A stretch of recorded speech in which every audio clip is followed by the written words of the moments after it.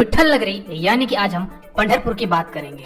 आज की वीडियो में हम जानेंगे दोस्तों कि हमको पंढरपुर कैसे पहुंचना है, वहां पे रुकने की क्या व्यवस्था है, विठ्ठल रुक्मणी जी का दर्शन कैसे मिलेगा और हमको पंढरपुर में किन किन जगह घूमना चाहिए। और ये भी जानेंगे कि कुल खर्चा कितना आ जाएगा अगर हम पंढरपुर फैमिली सहित जाते हैं। तो पंढरपुर कैसे पहुँचे दोस्तों? पंढरपुर पहुंचने के लिए आपके पास 3 मार्ग है। बाई रोड अगर आप आते हैं तो आपको पंढरपुर आने के लिए हर जगह से यानी कि मुंबई हो गया, पुणे हो गया, शिरडी हो गया, नासिक हो गया, औरंगाबाद हो गया, आपको बहुत कनेक्टिविटी मिलेगी पंढरपुर तक बस से आने के लिए। या फिर अगर आप खुद की कार से आ रहे हैं तो खुद की कार से भी आप बाई रोड आ सकते हैं। रोड काफी अच्छी बनी हुई है। दूसरे विकल्प की बात करते हैं दोस्तों, वो है हमारा बाई ट्रेन। दोस्तों अगर आप ट्रेन से आना चाहते हैं तो आपको पंढरपुर रेलवे स्टेशन भी मिलेगा, लेकिन हो सकता है कि आपको पंढरपुर आने के लिए लंबी दूरी की ट्रेन ना मिल पाए। तो आपको मैं ये रिकमेंड करूंगा कि पंढरपुर आने के लिए आप ट्रेन चेंज कर सकते हैं, यानी कि आप ब्रेक जर्नी करके 2 ट्रेन बदल सकते हैं। और वो 2 ट्रेन कहाँ से मिलेंगे? तो आपको मुंबई से मिलेगी, मिरज से मिलेगी, कुर्दुवाड़ी से मिलेगी, शिरडी से भी डायरेक्ट ट्रेन चलती है। तो इस हिसाब से आप अपना जो भी रूट है उस रूट से आप पंढरपुर रेलवे स्टेशन तक पहुंच सकते हैं। तीसरे विकल्प की अगर दोस्तों मैं बात करूं तो वो है आपका एरोप्लेन यानी कि फ्लाइट से। दोस्तों फ्लाइट से अगर आप आते हैं तो आपका सोलापुर में ही एयरपोर्ट है, लेकिन सोलापुर से पंढरपुर की जो दूरी है वो 75 किलोमीटर की है। और यदि आपको सोलापुर तक डायरेक्ट फ्लाइट नहीं मिलती आपके शहरों से तो आप पुणे तक आइए और पुणे से भी आप बाई रोड पंढरपुर पहुंच सकते हैं, जो कि 200 किलोमीटर के आसपास पड़ जाता है आपका। चलिए दोस्तों, हम पंढरपुर फाइनली पहुंच चुके हैं। अब हम बात करते हैं कि हमको अब मंदिर पहुंचना है, यानी कि विठ्ठल महाराज और रुक्मणी माता का हमको दर्शन करना है। हम सब इसी योजना से आए हुए हैं, लेकिन ये बताना चाहूंगा कि पंढरपुर में विठ्ठल रुक्मणी माता का मंदिर तो है ही, लेकिन यहाँ पे अनेक मंदिर है। जैसे कि मथुरा और वृंदावन में मंदिरों की नगरी है, इसी तरीके से पंढरपुर भी हमारा मंदिरों की नगरी कहा जा सकता है। तो दोस्तों आप रेलवे स्टेशन से अगर आप मंदिर परिसर भी आते हैं तो ऑटो वाला आपसे 20 रुपए प्रति सवारी के हिसाब से लेगा, और यदि अगर आप बुक करके आते हैं तो वो 80 रुपए या फिर 100 रुपए आपका चार्ज करेंगे। तो आप ऑटो से मंदिर परिसर पहुंच सकते हैं।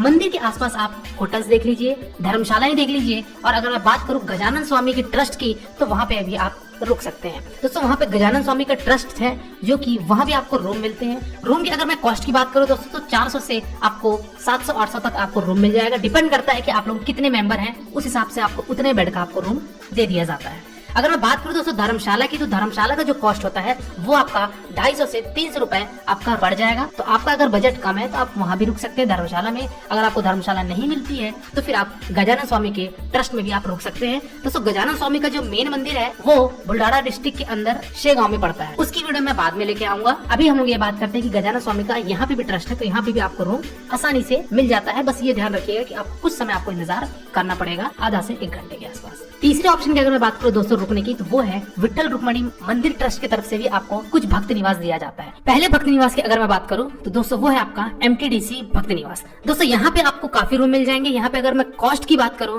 तो ये आपको 400 रुपए में आपको 1 रूम मिल जाएगा, यानी कि अगर आप 4 लोग हैं तो 4 लोगों के हिसाब से आपको 400 रुपए में आपको 1 दिन का रूम आपको मिल जाएगा।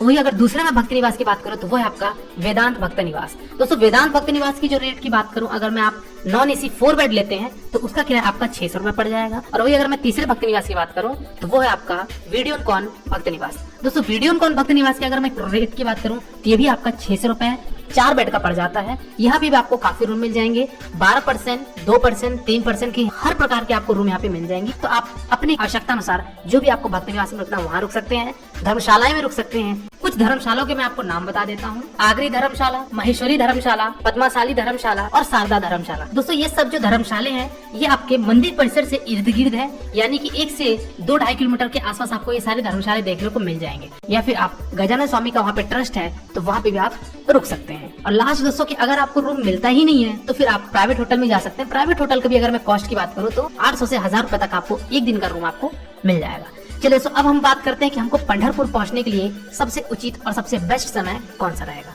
दोस्तों अगर आप भीड़ भाड़ पसंद नहीं करते हैं, अगर आपको शांत मन से दर्शन करना है और आपको कम भीड़ भाड़ में और आपको जल्दी दर्शन करना है, तो उस केस में मैं ये बताऊंगा कि आप किन किन पर्व को छोड़कर आप पंढरपुर जा सकते हैं। पहला पर्व तो ये कि मकर संक्रांति। दोस्तों पंढरपुर में मकर संक्रांति के दिन काफी ज्यादा भीड़ होती है। दूसरा पर्व है हमारा रामनवमी के दिन। दोस्तों रामनवमी के दिन भी पंढरपुर में काफी ज्यादा क्राउड आपको देखने को मिलेगा। तीसरा आपका माघ महीने में भी आपको पंढरपुर अवॉइड करिए अगर आप भीड़ पसंद नहीं करते हैं तो। चौथा आपका कृष्ण जन्माष्टमी। दोस्तों कृष्ण जन्माष्टमी में भी अच्छी खासी भीड़ होती है। पंढरपुर में चंद्रभागा नदी में भी काफी भीड़ हो जाती है, यानी कि पंढरपुर में विठ्ठल रुक्मणी माता का दर्शन करने के लिए काफी श्रद्धालु वहां पहुंचते हैं। और लास्ट में बात करूंगा दोस्तों वो है आपका कार्तिक का महीना यानी कि अक्टूबर महीने में भी काफी ज्यादा भीड़ होती है, क्योंकि विट्ठल रुक्मणी का वो मुख्य पर्व माना जाता है कार्तिक महीने में, इसलिए वहाँ पे भी ये ज्यादा भीड़ देखने को मिलती है। तो इन 4-5 मुख्य पर्व को अगर आप छोड़ देते हैं, बाकी आपको सीजन में आराम से कम भीड़ में आप दर्शन कर लेंगे। और साथ ही साथ अगर आप लाइन से भी बचना चाहते हैं तो यहाँ पे मैं बताना चाहूंगा कि ऑनलाइन दर्शन की भी आपके यहाँ पे सुविधा है। दोस्तों अगर आप लाइन से लगेंगे तो आपको 1 से 2 घंटे आपको लाइन में लगना पड़ेगा विट्ठल रुक्मणी के दर्शन करने के। लेकिन यहाँ पे अगर ये बताऊं कि अगर आप लाइन से बचना चाहते हैं, आप कम समय में यानी कि आधे घंटे के अंदर अंदर आप दर्शन करना चाहते हैं, तो वहाँ पे ऑनलाइन फैसिलिटी यहाँ पे मिलती है। दोस्तों ऑनलाइन फैसिलिटी आपको ऑनलाइन टिकट निकालनी पड़ेगी, यानी कि आपको दर्शन टिकट आपको निकालनी पड़ेगी।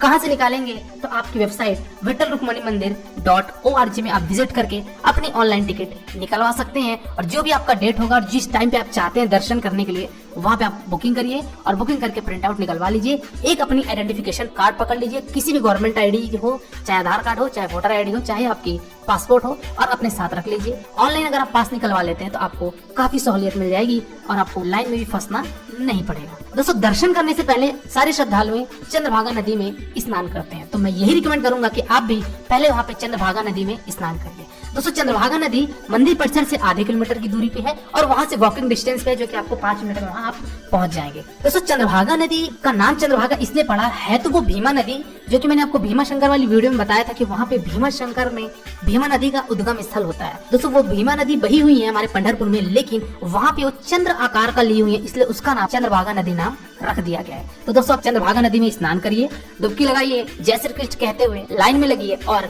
विट्ठल रुक्मणी महाराज जी के दर्शन करिए। दोस्तों अगर आप ऑफलाइन टिकट लेते हैं तो आपको 1 से 1.5 घंटा लग जाएगा अगर आप ऑफ सीजन में आते हैं। और वही अगर आप पर्व में आते हैं, जैसे कि मैंने आपको बताया रामनवमी, कृष्ण जन्माष्टमी, कार्तिक का महीना, माघ का महीना और मकर संक्रांति, इन सब पर्व में अगर आप आते हैं तो आपको लाइन में 2 से 3 घंटे भी आपको लग जाते हैं। तो उस हिसाब से आप अपना प्लानिंग कर सकते हैं। और अगर आप ऑनलाइन टिकट निकलवाए हैं तो अति उत्तम है। ऑनलाइन दर्शन की आपको टिकट फ्री ऑफ कॉस्ट होती है, तो आप ऑनलाइन पास निकलवा लीजिए, ज्यादा उचित होगा। चलिए दोस्तों बात करते हैं यहाँ पे हम अब खाने पीने। दोस्तों पंढरपुर में खाने पीने की कोई भी समस्या नहीं, बहुत सारे वहाँ पे भोजनालय है, बहुत सारे वहाँ पे रेस्टोरेंट है, होटल्स हैं, तो कहीं भी जाके आप भोजन कर सकते हैं। रेट की अगर मैं बात करूँ दोस्तों, तो यहाँ पे आपका थाली सिस्टम के आधार पे आपको 60 रुपए से लेके 150 रुपए तक थाली आपको अलग अलग होटल में अलग अलग दाम पर आपको मिल जाएगा। तो जो भी आपको खाना पसंद है आप किसी भी होटल में जाके खा सकते हैं। दोस्तों यहाँ पे एक चीज मैं ये बताना चाहूंगा कि अगर आप गजानन स्वामी के ट्रस्ट में रुके हुए हैं तो वहाँ पे ट्रस्ट की तरफ से ही खाना दिया जाता है, तो उसका जो थाली कॉस्ट है वो 35 रुपए में आप भरपेट खाना खा सकते हैं। तो अगर आप गजानन स्वामी में रुके हुए हैं या फिर अगर आप बाहर भी रुके हुए हैं तो भी आप गजानन स्वामी के ट्रस्ट में जाकर आप वहाँ भी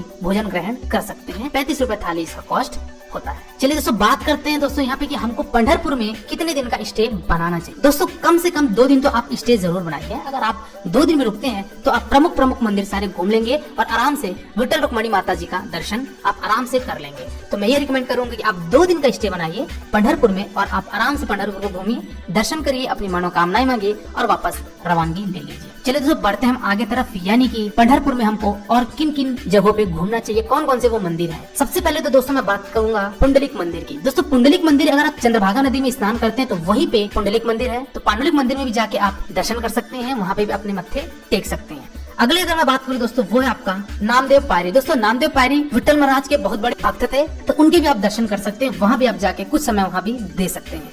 अगले अगर दोस्तों मैं बात करूँ वो है आपका गोपालपुरा। दोस्तों गोपालपुरा में भी आप जाकर वहाँ भी दर्शन कर सकते हैं, कुछ समय आप वहाँ भी दीजिए। चौथे स्थान की अगर मैं बात करूँ दोस्तों तो वो है आपका विष्णुपद। दोस्तों विष्णुपद में भी जाके आप वहाँ दर्शन कर सकते हैं, वहाँ पे विष्णु जी के चरणों के निशान है, तो वहाँ पे आप दर्शन कर सकते हैं। चंद्रभागा नदी के बीच में ये मंदिर है, तो आप विष्णुपद भी जाके यहाँ भी आप दर्शन करिए, कुछ समय आप यहाँ भी बताइए, काफी अच्छा आपको नजारा मिलेगा जब आप चंद्रभागा नदी के बीचों बीच विष्णुपद में खड़े रहेंगे। तो चलिए दोस्तों अगले स्थान की हम बात करते हैं, वो है आपका पद्मावती माता का मंदिर। दोस्तों पद्मावती माता का मंदिर भी पंढरपुर में ही है, वहाँ भी जाके आप दर्शन कर सकते हैं, जो कि विष्णु जी की पत्नी कहलाती थी। तो दोस्तों इन सारे जगहों पे आप घूम सकते हैं। बात यहाँ पे आती है कि इन सारे जगहों को घूमने के लिए हमारा साधन क्या होगा।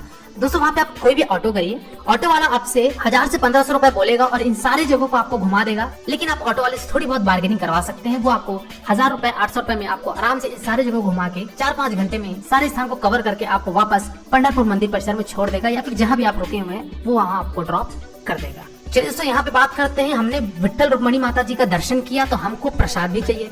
दोस्तों वहाँ पे ट्रस्ट की तरफ से ही लाडू प्रसाद दिया जाता है, जो कि मंदिर परिसर से ही लगा हुआ एक खिड़की बनी हुई है, तो वहाँ पे जाके आप लाडू ले सकते हैं और जो भी प्रसाद आपको चाहिए वो भी आप वहाँ ले सकते हैं। चलिए दोस्तों बात करते हैं यहाँ पे हम सबसे आखिरी टोटल खर्चा कितना आ जाएगा पंढरपुर में हमको घूमने के लिए। दोस्तों अगर आप 2 दिन का स्टे बनाते हैं और अगर आप ऑटो से घूमते हैं और आप ट्रस्ट के रूम पे रुकते हैं तो इन सारे खर्चों को अगर मिलाया जाए तो मैं फैमिली अगर मैं बात करूं यानी कि 4 लोगों की अगर मैं फेयर की बात करूं तो दोस्तों आपका आराम से 5000 से 6000 रुपए आप पंढरपुर में घूम लेंगे। दोस्तों यहाँ पे मैंने किसी भी तरीके की आपके ट्रेन की टिकट, बस की टिकट या फिर आपके फ्लाइट की टिकट को ऐड नहीं किया। मैं सिर्फ पंढरपुर के टोटल कॉस्ट को बता रहा हूँ, जो कि अगर फैमिली ट्रिप करते हैं, अगर आप 4 लोग हैं या फिर 5 लोग हैं तो अप्रोक्सीमेटली आपका 5000 से 6000 रुपए लग जाए पूरा पंढरपुर घूमने के लिए, विट्ठल महाराज रुक्मणी माता जी का दर्शन करने के